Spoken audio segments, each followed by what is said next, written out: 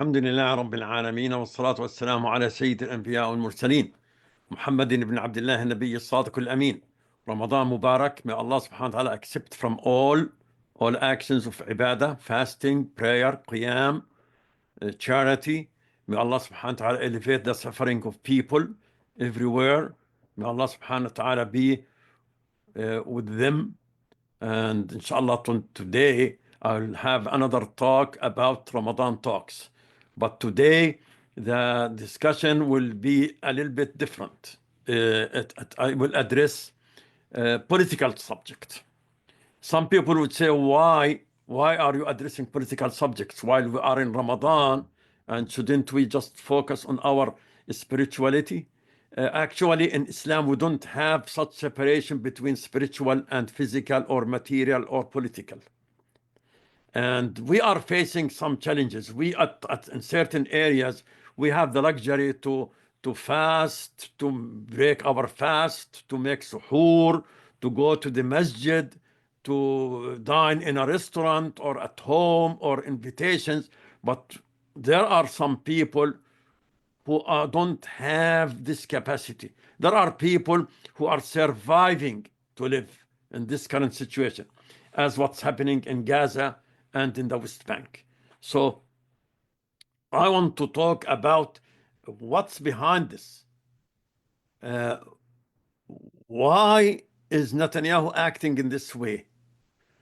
Of course, there are some short-term objectives he wants to achieve, short-term goals he wants to achieve, like surviving of his government, making sure that allies like Ben Gvir and Smotrich will stay with him, guaranteeing the budget vote, because if any of this is gone, he'll be gone.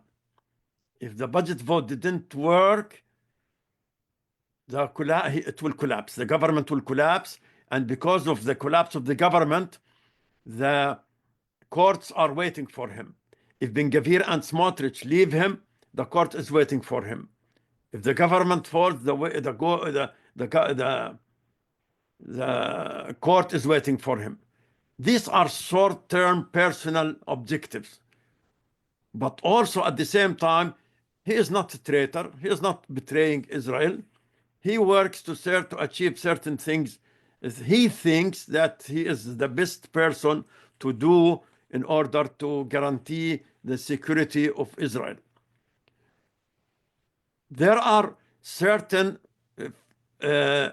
factors, actually, or one factor that shapes his way of thinking, which we will talk about today. There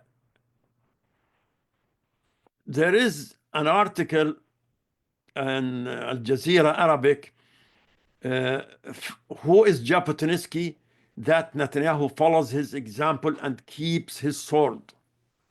It talks about Netanyahu's policy, that it is reflecting Jabotinsky's views, letter by letter. And Jabotinsky's ideology is known as the Iron Wall. Jabotinsky wrote this in 1920s, around that time. And it is the primary inspiration for Netanyahu throughout his 2 decades in power. This is what Aaron Kaplan, the head of Israeli Studies Department at San Francisco University, says in one of his papers, A Glimpse into the Ideology that Guides Netanyahu. Continues saying that Netanyahu doesn't listen to anyone, to any opposition, even from allies. And we know, how would he bring the person, the defense minister, for a certain period of time, and they'll kick him out? Why? Because I don't trust him. When he fired the Shabak or Shin Bet administrator or director, he said, because I don't trust him. But there are accusations about whose fault, which happened in October 7, and Netanyahu says, it's not my fault. So he will go after anyone who goes against him. He believes that the military pressure, the crushing forces, the destruction as means to achieve Israel's security. He says this approach, the paper says, this approach is a literal embodiment of Jabotinsky's ideas. And of course, keep in mind, Netanyahu's father was with Jabotinsky. So I will talk about this. I will not talk about the political analysis of what's going on. I said there can be different analysis. He can achieve, did it to achieve certain goals, but the primary objective is this point, the philosophy of Jabotinsky that shapes nowadays not just Likud, but you have the Likud, you have the right wing. Even I was watching some people from the left wing, like the Labour Party, and they are not in any difference with Netanyahu on this. So this is, let me say, the dominant philosophy that is dominating there. The paper says that the followers of Jabotinsky's movement considered Britain as an enemy. In fact, armed groups formed by the movement's leaders during 20s and 30s to expel the Palestinians from their homes later on expanded their attacks to include British occupation forces. So they started attacking both Palestinians and British. Only when Britain, just because Britain showed them some not reluctance, they wanted to have a pause on their plan to work on that project because of the situation of the Second War. They don't want that. Why? How dare you are trying to stop momentarily this project? The Jabotinsky's movement, even their supporters, targeted some Zionist leaders from the opposing faction who accepted the partition of Palestine in 1933. Haim Arslusrov was assassinated, and Jabotinsky's followers were accused of his killing. So really, we need to ask, who is this Jabotinsky? Jabotinsky was born in Odessa, present-day Ukraine, in 1880, in the 19th century, the end of the 19th century.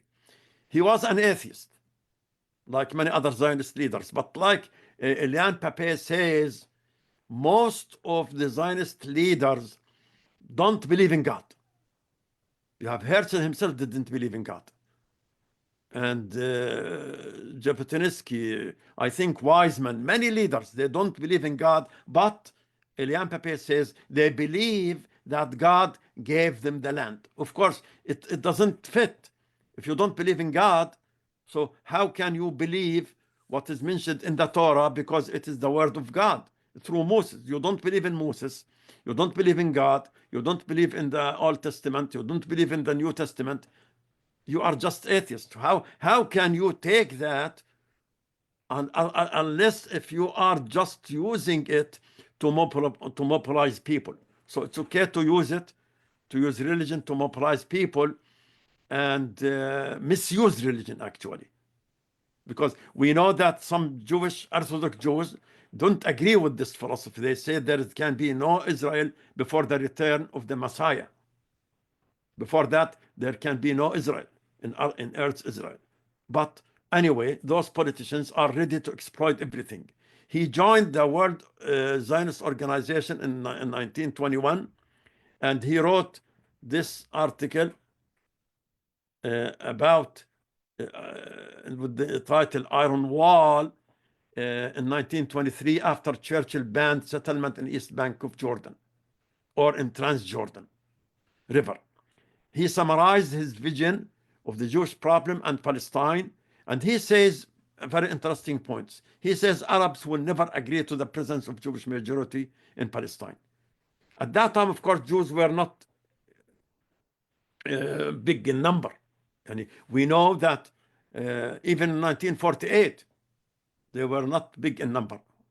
But only the ethnic cleansing and killing and kicking people out gave them the majority in 1948 territories.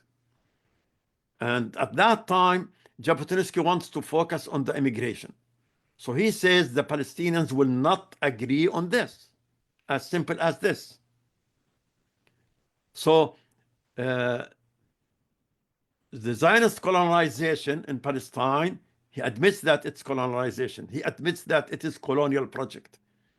He says the Zionist colonization in Palestine could only continue and develop under the protection of an independent power or behind an iron wall that the native populations cannot breach.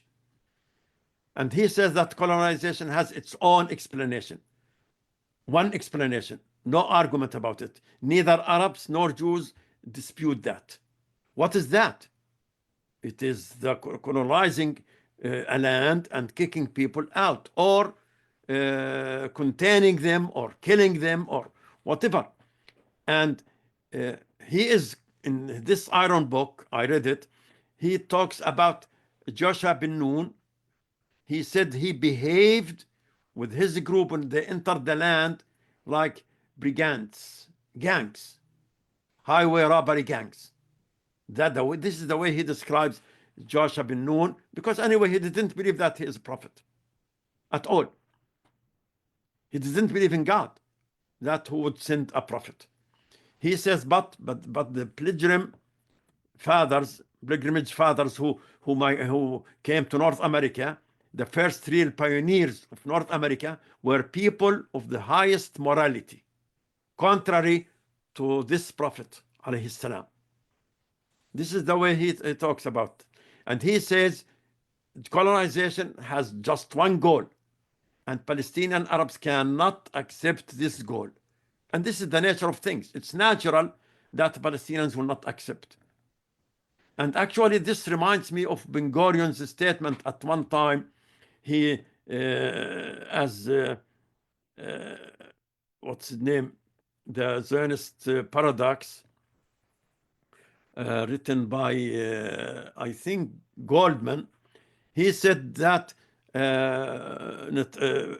one night he visited Ben Gurion, and Ben Gurion told him, if I'm Arab leader, I will not make peace with Israel. Why should they make peace with us? They just view us as people who came and took their land.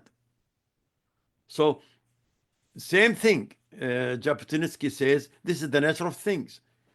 Palestinian Arabs or any population living in an area will not accept the colonization at all, no matter how moral or unmoral the occupiers are.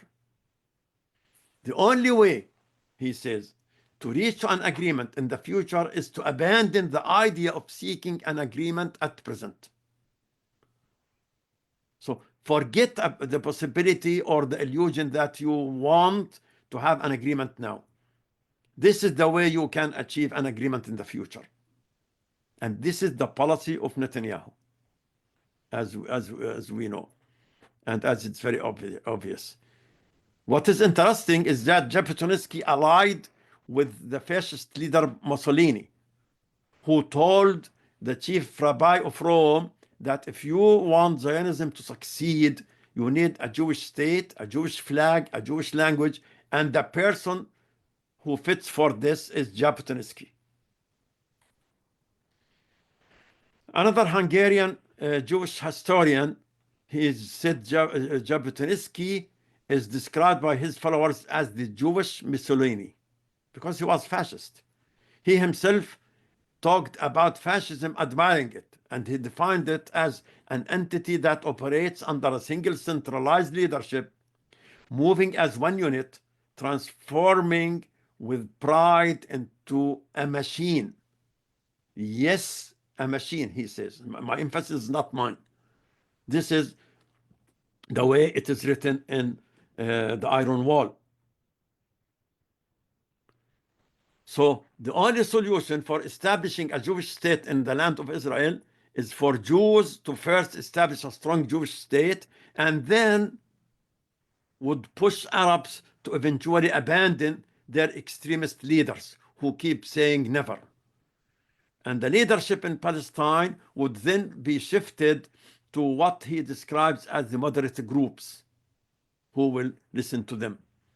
In 1923, he resigned from the World Zionist Organization after disputing with Chaim Weizmann. And he formed the Revisionist Zionist Union, Hatzahor, reflecting his vision in the Iron Wall. Now, this revisionist Zionism is different than the Zionism of Chaim Weizmann and Ben-Gurion and others. They want to expand it to beyond than Palestine. What are the Ben-Gurion and others? They just want the historical Palestine. They don't want to go after Jordan. But the revisionist movement, and Likud is part of it, as we'll see, they want to expand beyond than Jordan. And you see now they are expanding to Syria, they are expanding to Lebanon, and Netanyahu says clearly that we are not withdrawing our troops. We are there to stay.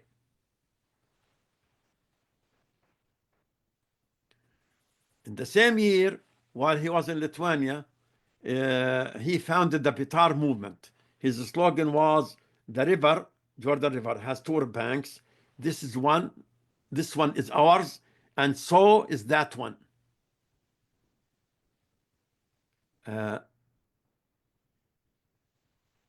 This summarizes the philosophy. And he began in 1930 advocating the mass migration of Polish Jews to Palestine.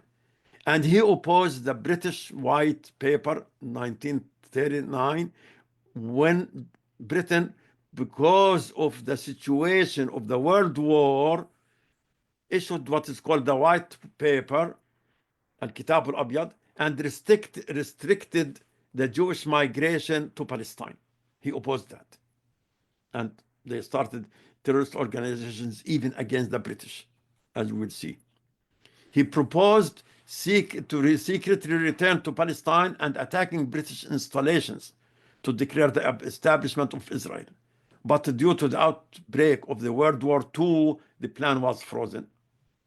There are some other factors, like they have differences on the approach and some details, some reservations, but the point is that his plan was frozen. In 1940, he died. He was in New York visiting a training camp for the Betar movement. He was buried there. Why? Because Ben-Gurion himself refused to allow him to be buried in Eretz Israel, despite his will. Eretz Israel is the Hebrew name they used to call that land. There was no Israel at that time, but there was Eretz Israel, the land of Israel. So he was buried in New York, and only in 1964, his remains were transferred to be buried in Jerusalem when Levi Eshkol became the prime minister. So it tells you how about the rift between Ben-Gurion, who is the leader of the traditional Zionism, and between Jabotinsky, who is the leader of revisionist Zionism. Even at times, there was fighting between the two groups. We know at one time there was a ship carrying weapons to Begin, and Ben-Gurion ordered it to be attacked, and Israeli forces attacked it and sunk it in the Mediterranean because of the difference in the policy between Begin and between Ben-Gurion. He established the Betar movement when he was in Lithuania, and the Arqam in mandatory Palestine. Menachem Begin was its leader of the Arqam or terrorist organization in Palestine. He himself described Jabotinsky as his mentor. And he established, after the Nakba, he converted Arqam organization to Herot Party. And this Herot Party became Gahal Party, and in 1973, the Likud. Because of the terrorist actions he carried against the British, Begin was not allowed to enter London until 1972. I remember when they said, yeah, you can come and enter the Britain. But until then, he was not allowed from 1946 to 1972. And this Likud party is the party of Netanyahu. But Netanyahu belongs to this environment, to Likud party, who is Gahal party, who is Herod party, who is Ergon terrorist organization, established by Jabotinsky and led by Menachem Begin. Other organizations were established, like Bitar, which is Jabotinsky, Ergon, established by Begin, Stern, established by Shamir, and Ergon, like we said, converted to a political party. Another group is Palmach, which belongs to Haganah. But all of those organizations joined terrorist organizations, terrorist group attacks against Britain, like the attack of King David Hotel in Jerusalem. So this is the background of Netanyahu's policy. So we need to keep this in mind. This is the Ergon organization logo. They used to put it in their tanks and in their military vehicles. You can see the map includes Palestine and Jordan. In the center, in the black, you see the Jordan River and the Dead Sea. So it has two banks. This is ours, and the other one is ours. This is the philosophy of Likud. And this is talking about the attack carried out by Likud or by Begin, actually not Likud, in 1946, before the Nakba. So there was no Likud, there was Ergon, terrorist organization, and Stern and Palmach. So it talks about the attack against King David Hospital. British arrested scores of Jews as terrorists. They dressed as Arabs to put the blame on Arabs. This is according to eyewitness people. And those who got killed, 48, later on 93. The number was raised up to 93. And this is the American newspaper, was in Massachusetts at that time. And this is another paper. Very clear. Planted by Jewish terrorists. But they put it between two parentheses. The other paper, no, it didn't. The Prime Minister described this act, Attlee, at that time, that this is this insane act of terrorism.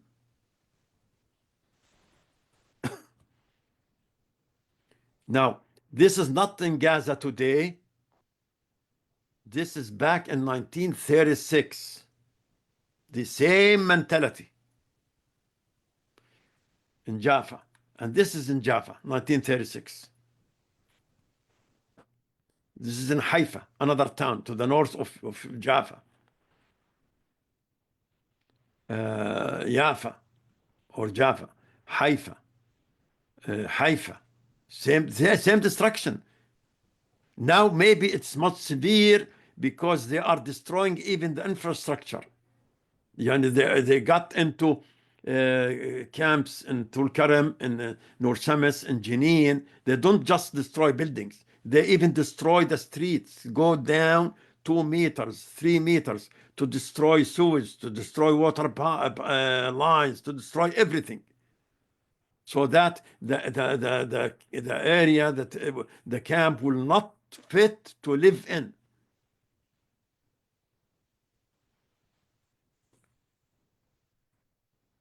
Now, of course, not everyone agreed on this. Here we have a letter from Albert Einstein.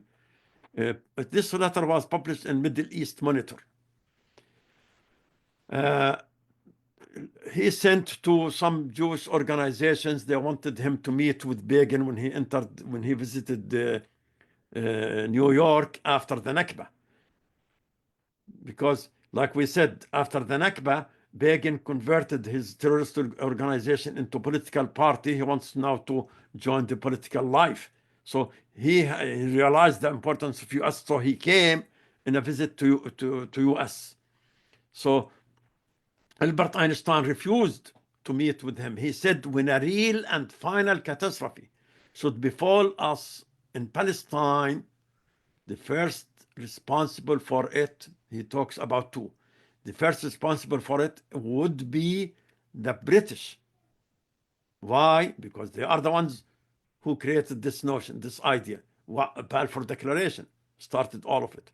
So he said the first responsible for it would be the British, and the second responsible for it, the terrorist organizations built up from our own ranks. He means Ergon, Stern, Balmach, Bitar, and so on. So he says, I'm not willing to see anyone associated with those misled and criminal people. Sincerely yours, Albert Einstein.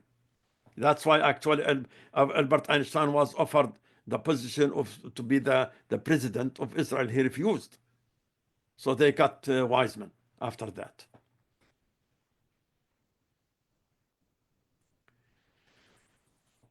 So what do we conclude? The philosophy of Likud is Jabotinsky's philosophy. Expansionist ideas, Jordan and beyond, and no withdrawal from West Bank, Golan Heights, and Gaza, and even the new territories in Lebanon. I doubt that they will withdraw. Crushing people of Palestine, genocide, ethnic cleansing, which in this actually even the Labour Party shares. According to Ilan Pappé, an Israeli historian, lives in Britain, he says that Plan D crafted by Ben Gurion was there even before the Nakba, because he saw that with the size of the land they have, they can't establish a state there. So what to do? They need land and they need people to get out. So how to do it? Plan D, ethnic cleansing. And this is what he said in his book, very well-known book, The Ethnic Cleansing in Palestine. And another point, really very interesting, even now, even Ben Gurion shared that. The only way to reach an agreement in the future is to abandon the idea of seeking an agreement at present.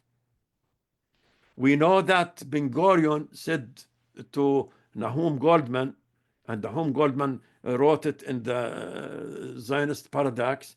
He said that I don't know why Arabs would, if I am an Arab, I will not make a peace, an agreement with Israel. Abba Eban also, he was the first UN Israeli delegate to United Nations. Ben Gurion himself said one day Abba Eban visited him, that's in 1949, 1950, and told him, we should not look for any peace agreement with Arabs, with Palestinian Arabs. Why? He said, because if we give them something, they will start calling for something else. So all what we can work out is ceasefire agreements. And they are not willing to reach to an agreement with people of Palestine, even with the Palestinian Authority. They don't want this, period. So this is something agreed on between the Likud and even the Labour Party. The current policy is the natural result, in addition to some other short-term goals, like we said at the beginning. Another Israeli historian, Shalaim, Avi Saline, he originally migrated from Iraq. He was born in Baghdad, and his people left to the land of quote unquote honey and butter. They found out that it's land of troubles. He said Netanyahu is a supporter of perpetual conflict principle. Keep conflict going on. Keep attacking going on. Look to his entire tenure in Netanyahu. Attack after attack after attack after attack. And when he agrees on something, he will agree on it to back off the other day. So how can we expect results from such negotiations? We have a series, The Colonial Roots of Zionism, at our YouTube channel. So please visit. It has more discussion about the roots of the whole colonial project. Ramadan Mubarak. Wassalamu alaikum wa rahmatullahi wa barakatuh. Assalamu alaikum.